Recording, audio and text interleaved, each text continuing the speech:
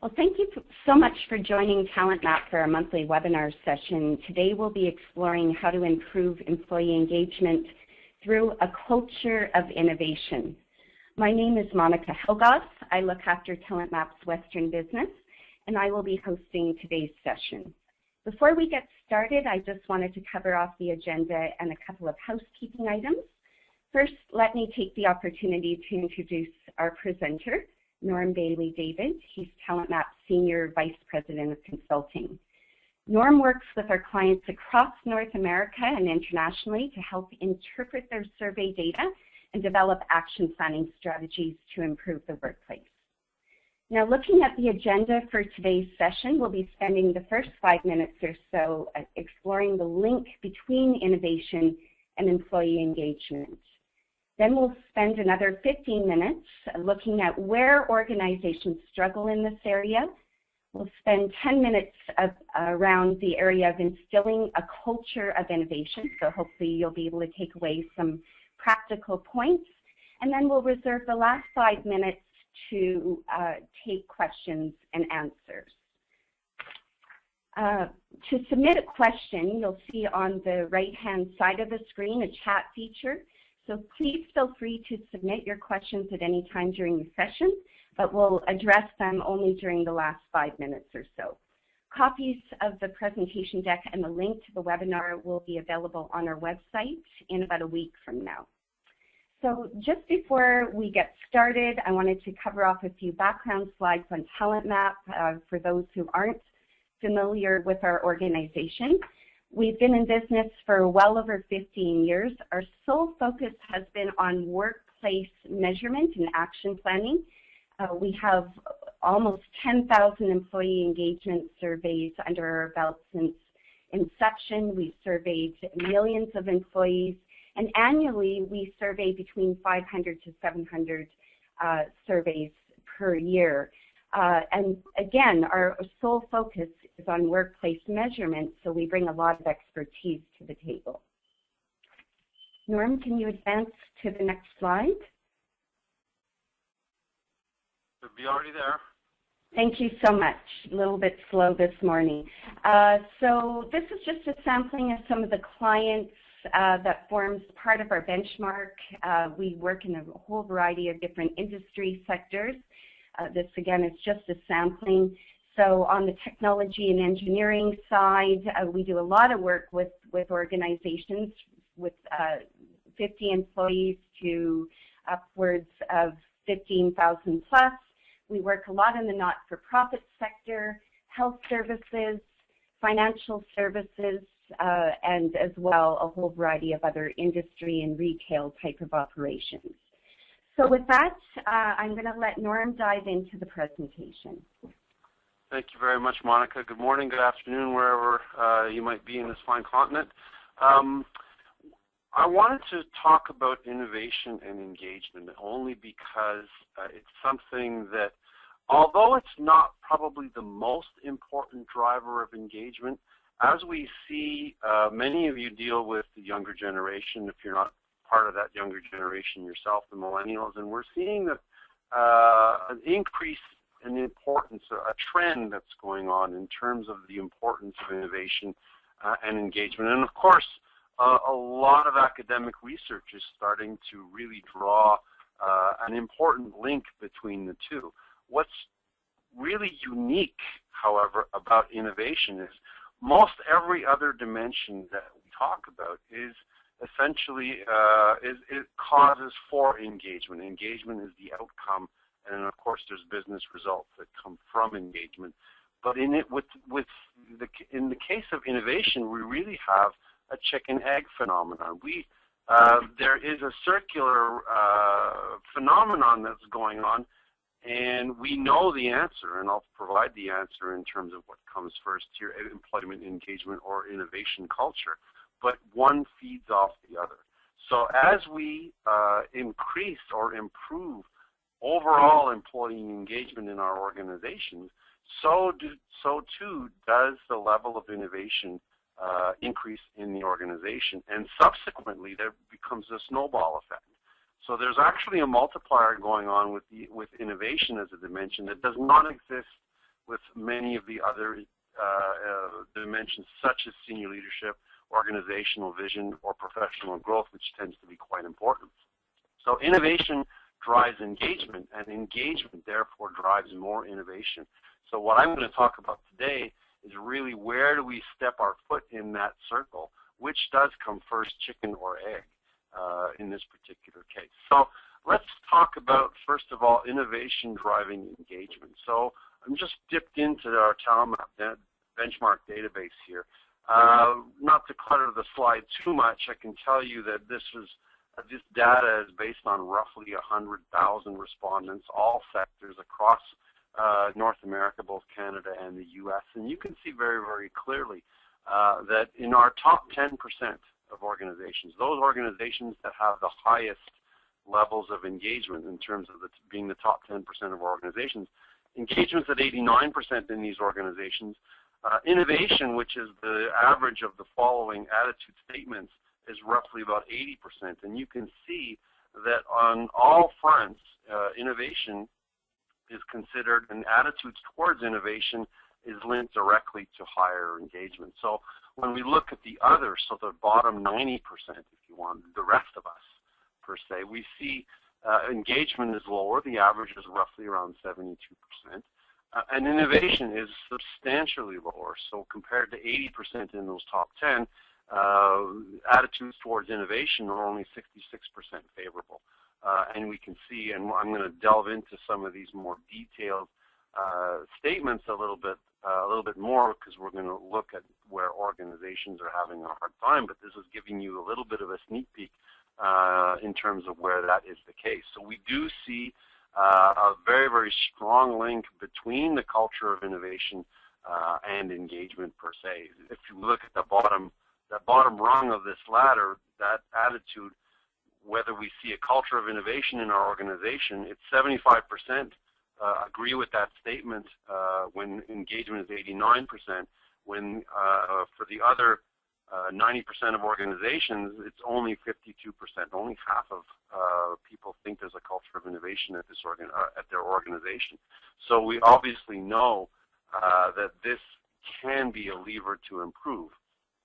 So, but what about the other way around? And this is what was really interesting in our research, is that not only does innovation, a culture of innovation, lead to higher engagement, but more and more research is coming out. I just plucked this off, one of the piles of academic studies that are coming out, this one particularly out of London Business School, that engagement itself, higher engagement, leads to greater innovation. So not only do we have innovation pushing engagement, but then if we can get our employees more engaged, that too is going to result in another business outcome, which is better and more innovation itself. So there we do really see the chicken-egg process, the circle, going on here. Higher levels of employee engagement lead to greater levels of innovation.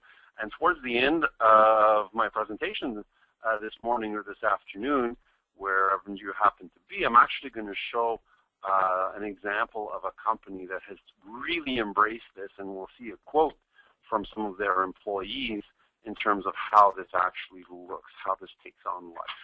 So we see a very, very, very strong link between the two, and innovation being unique in the sense that higher levels of innovation actually drive engagement, but the reverse is also true. So, I mean, when we're talking to our CEOs, we're talking to our CTOs or CIOs as well, C-suite in general, we can also list on that list of business outcomes, if we improve engagement, we're also going to improve innovation and vice versa.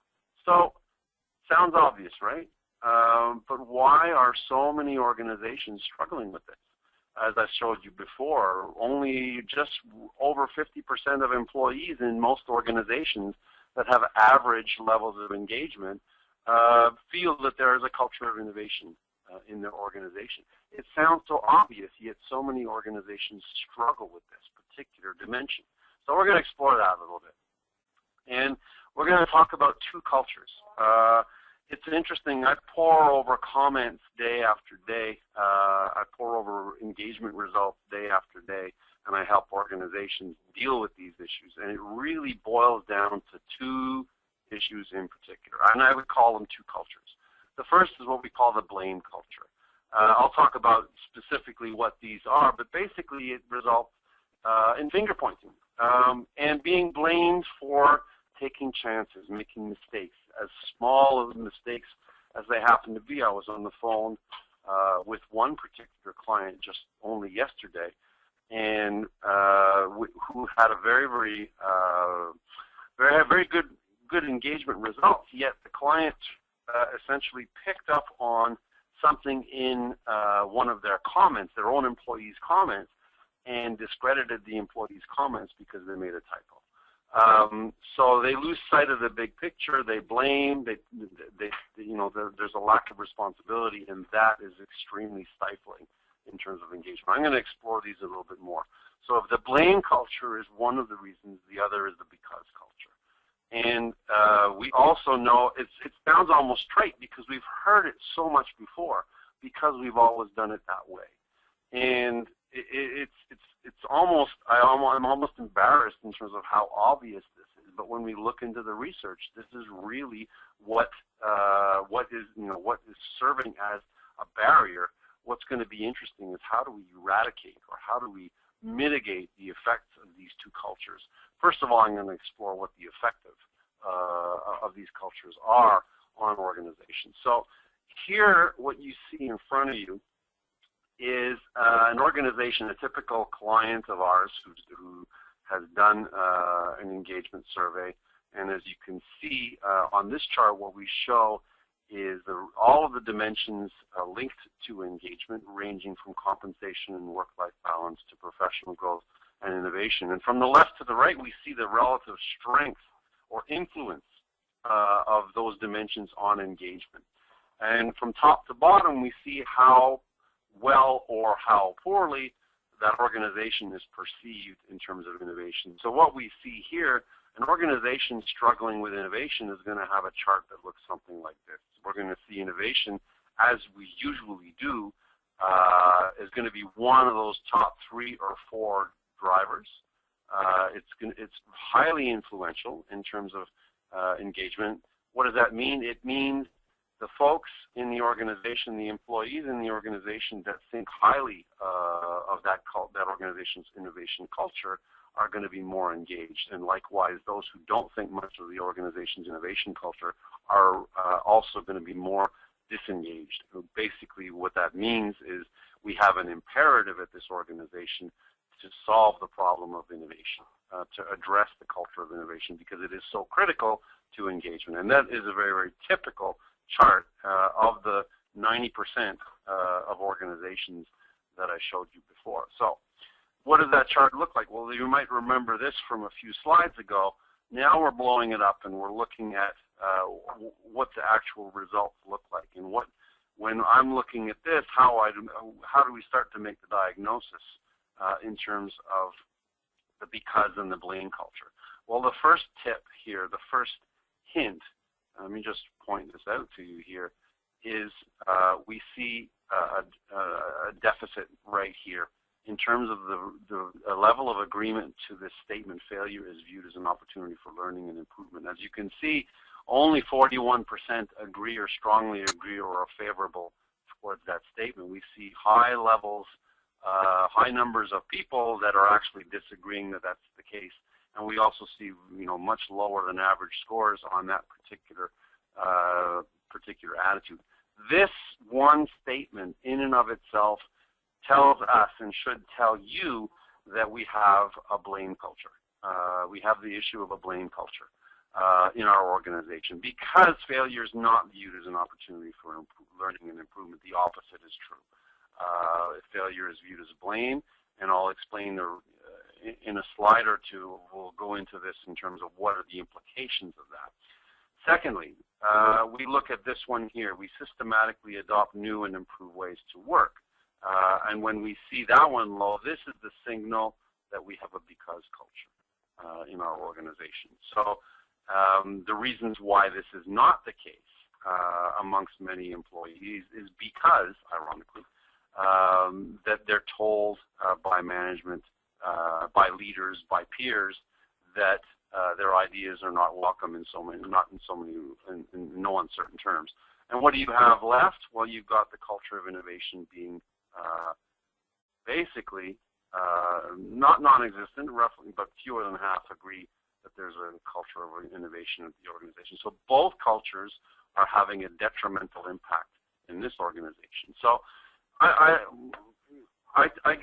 put a lot of stock in individuals' verbatim quotes because they take the time and then they give us real depth. And I really like this one that we did from an organization, ironically enough, in the academic sphere. So remember that the perfect is the enemy of the good. You can read the rest of the quote later, but when we see that the perfect being the enemy of the good, we start to see the vestiges of both a blame and a because culture. So let's look at those in more in some more specific terms. What are we talking about by a blame culture? How do we recognize it? And how do we recognize a because culture? Well, let's look at the blame culture first. Interesting quote here. Some of you know that TalentMap has published an employee engagement book for dummies. One of the quotes comes from a gentleman by the name of Bob Kelleher in there, and it really is simple. It's unfortunately many leaders fail to create that safe environment for employees to contribute ideas. Worse, they create an environment in which new ideas are actually met with rejection.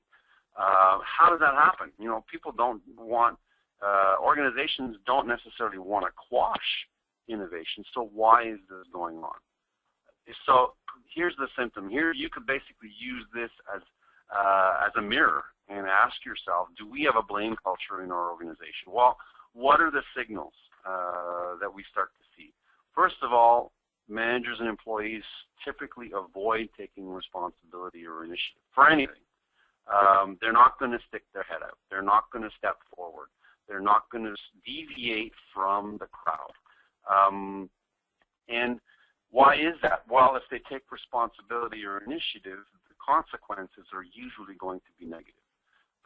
And one of the real damaging aspects of a blame culture is that mistakes, because of the fear that's created in organizations that have this culture, mistakes now are hidden.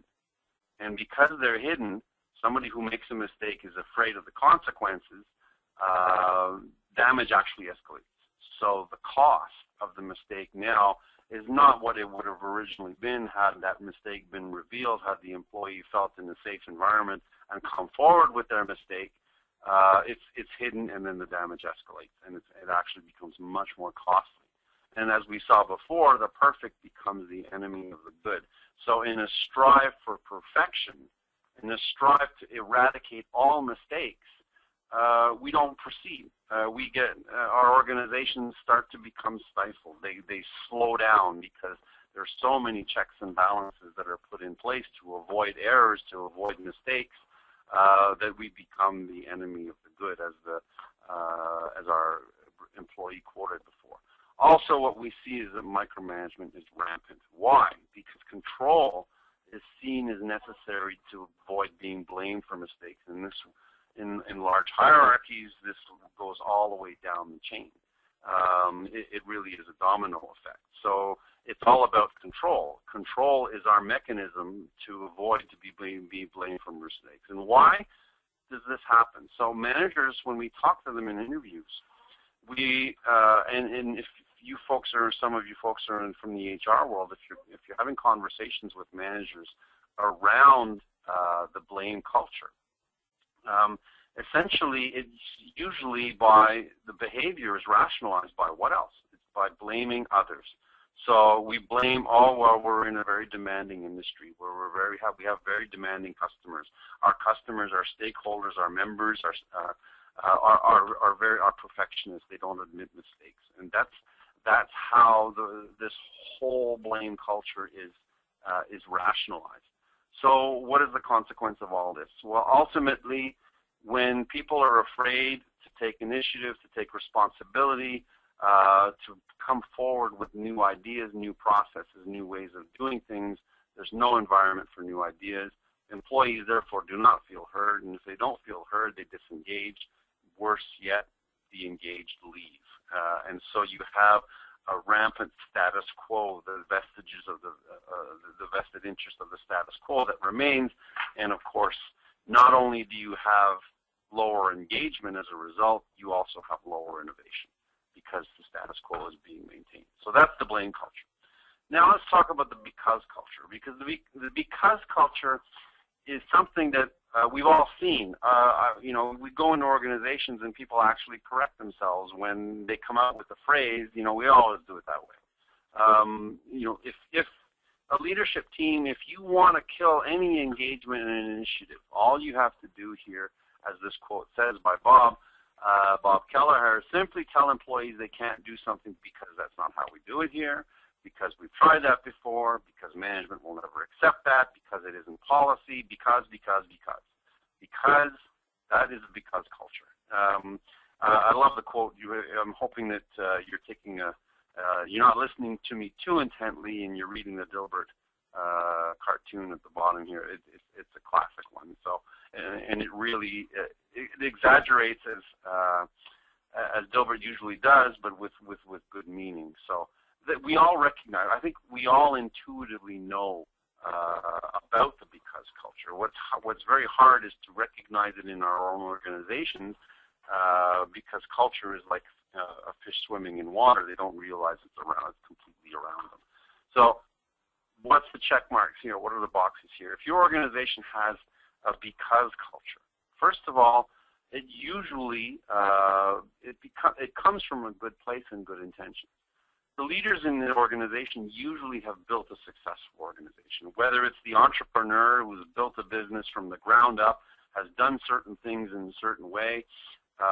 They have a vested interest in maintaining the status quo because the leaders fundamentally believe that they got there by doing certain things certain ways. And they want to basically continue that. The problem is they firmly believe that the processes that they put in place, the ways of doing business that they put in place, that's what got them success.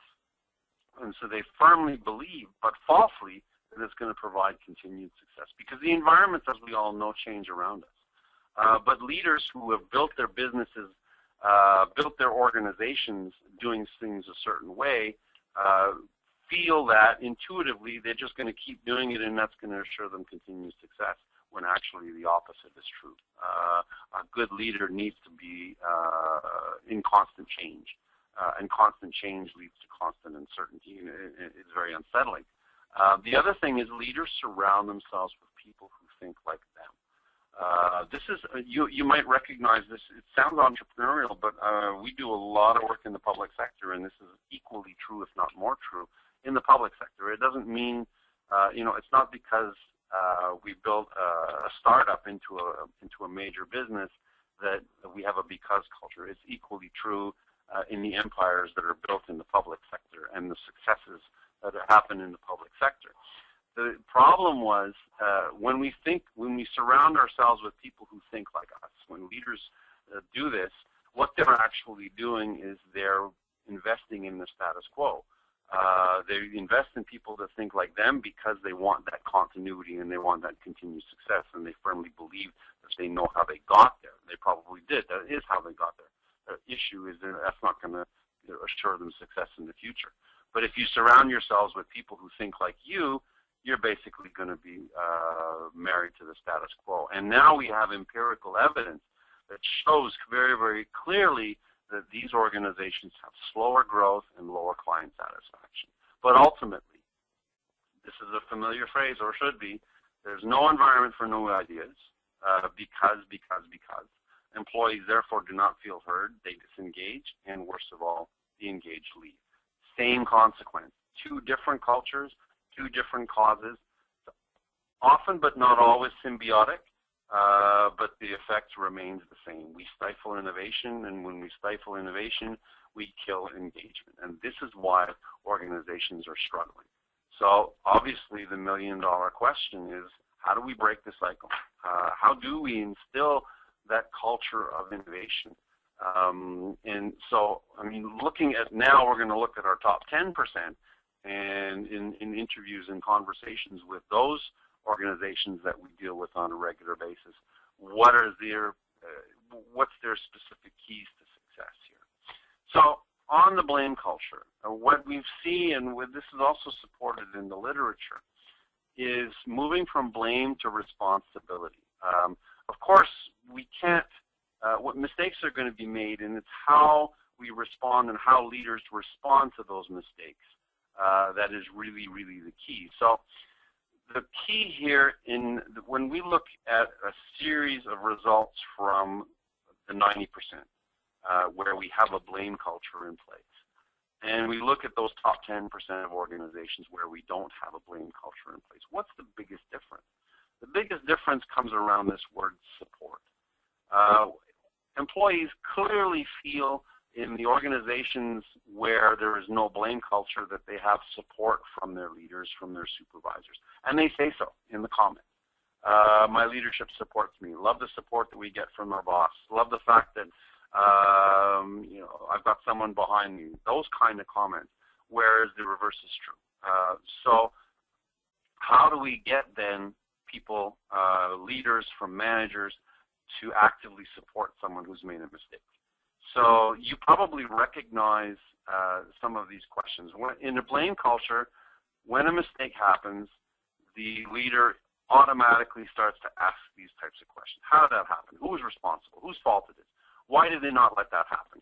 So they're focusing, in their attempt to understand the cause of the error, they're focusing on the individual involved as opposed to the future. And what we want to do is we want to coach or lead by example. So if I'm talking to anybody who's in a leadership position, we need to start leading by example, and the best way we can do this in a major fashion across an organization is to train and coach the leadership, and that's going to have a domino effect.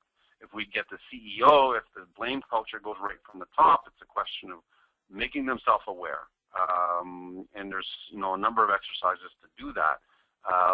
It basically is a series of individual conversations. This is why it's culture, and culture change is so hard, because we need to change the culture individual by individual. But nonetheless, this is how it has to happen.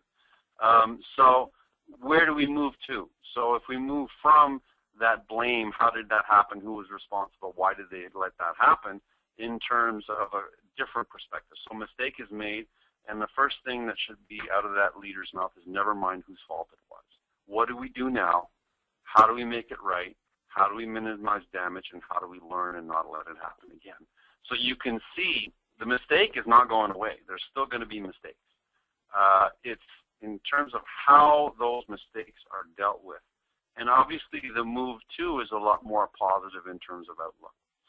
The second piece, so the first piece is really a result of coaching. Coaching and then a feedback loop with employees involved who are subjected to that culture to make sure that the behavior change is taking place. So there's that. And then the second piece is really we need to praise the employee of the benefits of coming forward. Now, a lot of this, if any of you are parents out there, is very similar. It should be very familiar to you because this is what we do with our kids. We want the kids not to lie. So when the kids are in their formative age, their formative stages, and they've done something wrong, they learn to lie quickly. And so what we do as parents is we basically praise the benefits of coming forward. Well, you know what? The response to employees is exactly the same, although we need to do it a little bit differently. Obviously, they're not children. So we praise the employee for benefits of coming forward, and we actually incentivize doing that.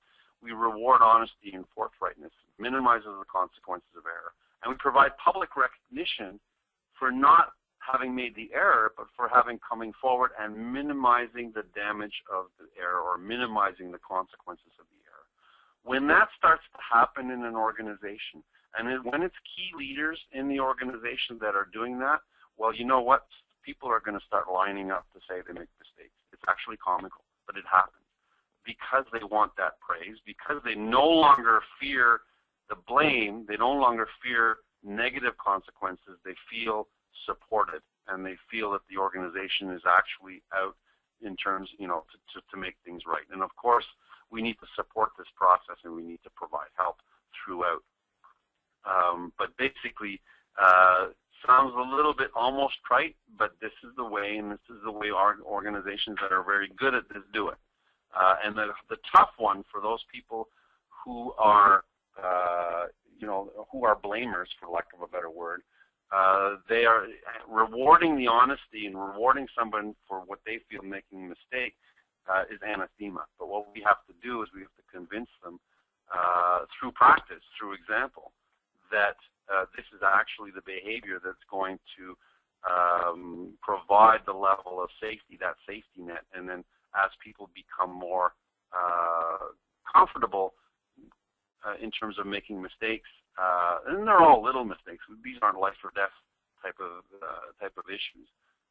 But mistakes happen every day in every organization. So when we do this, and we actually are supporting, then people are going to start taking risks, and they're going to start to challenge the status quo, and they're going to start to do things differently. And what is that? That's actually innovation. And when you have that innovation culture, you're not only improving engagement, but you're actually improving operations. And that's what we saw. The chicken egg, the circle reestablishes itself just by doing this. So the other one here is moving from because to why not. It really is framing differently. So rather than say, because that's policy, because it won't be accepted, we train leaders to look at ideas, or supervisors or middle managers, rather than saying, because it won't work, why not?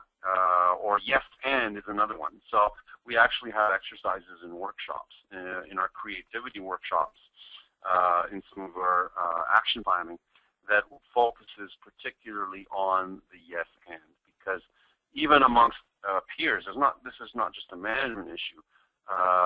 People have experience, people have had ideas not work before, and they can benefit that experience. But when we frame the idea around, okay, yes, we can do that, and whatever, so we attribute it, we mold it, we shape it. And of course, again, this is a series of individual conversations, so it has to result in terms of coaching, in terms of getting people in leadership positions to adopt these behaviors, and then that cascades down. Next thing here is what we call sort of the new term for it is crowdsourcing innovation. For us older folks, in terms of the generation, it really is a suggestion box. It's a virtual suggestion box. But the key here isn't just to put up the virtual suggestion box and glean ideas for it. It's to enforce it. It's to actually make it real. We've had a very successful client who's taken the innovation dimension and have made very, very big improvements on it. This is the way they've done it. So they've established a platform, an IT, or it's actually, I think the platform is actually Yammer in this case, if you know what it is. Yammer is an organizational tool that looks like a cross between Twitter and Facebook, but it's within the company. And then they throw out a particular problem, and then they crowdsource within the organization ideas to change it. But then the key is at the end of the month, there's a working group, an innovation working group that picks out the best ideas and then presents them. Essentially, they have to be molded and sculpted. So yes and, they go through the yes and process and enforce the idea, bring it to senior management, and then it actually gets implemented. So when people see that's happening, of course you're going to get a flood of new ideas. And the next piece here is really around incentivizing it. So reward and recognize innovations and improvements, depending on your particular organization.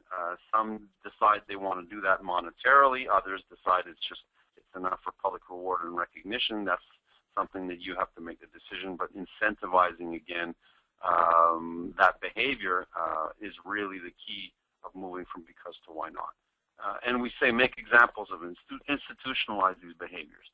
And in both cases, both for the blame culture and the because culture, if the CEO or the key leaders of the organization serve as the model for those behaviors and publicly do that, and I don't know a CEO that doesn't want to improve innovation in their organization. So they need to agree to serve as the model to doing these behaviors in a public way, and that's basically the key in terms of catalyzing that culture change. The last piece here, and this is a little bit out of left field, is something called job craft. Now, job crafting, there's a lot of literature on it. What job crafting is essentially allowing employees to self-analyze, and there's a whole workshop. We do a workshop on job crafting as well. And then there's basically, it's allowing employees to change the nature of their tasks, their relationships, and the way they think about their jobs in terms, so allowing them the latitude and the freedom to create or to craft their job accordingly in the most effective and efficient way that they feel possible. So essentially, it breaks down into three pieces here. There's task crafting, so changing the activities that are involved. So for example, it was, if you're an accountant, you create a new method of filing taxes to make your job less repetitive. So that's an example of task crafting. Changing the extent or nature of the interactions with other people. So an example of that is actually moving from online or in-person type of presentations to more online or web presentations, and so we can have greater reach. That's the type of individual relationship or job crafting. And then moving from sort of cocktails to LinkedIn, that type of thing. As you move to do that, you're changing the nature of your job. And of course, looking at the way they think about the purpose of the objectives of the job as a whole. So a hospital cleaner is not necessarily, they think of their a job as sort of disinfecting and helping the patient as opposed to cleaning the toilet. Sorry about the analogy there, but these are just examples of job crafting at work. And what job crafting does is it sends a message to the employee that they have a certain degree or a high degree of autonomy and that their innovation is welcome in the organization. And we're concentrating on what they want, what the output should be, as opposed to how to do it. And of course, to do this in a micromanaging environment doesn't work very well because the micromanager wants to dictate how the task is done. So we have to address some of those other issues at least at the same time, if not before.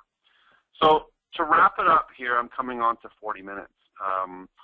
Really, the real challenge here is turn engagement innovation into innovation. Turn the employee engagement in your organization into innovation by using innovation to engage your employees.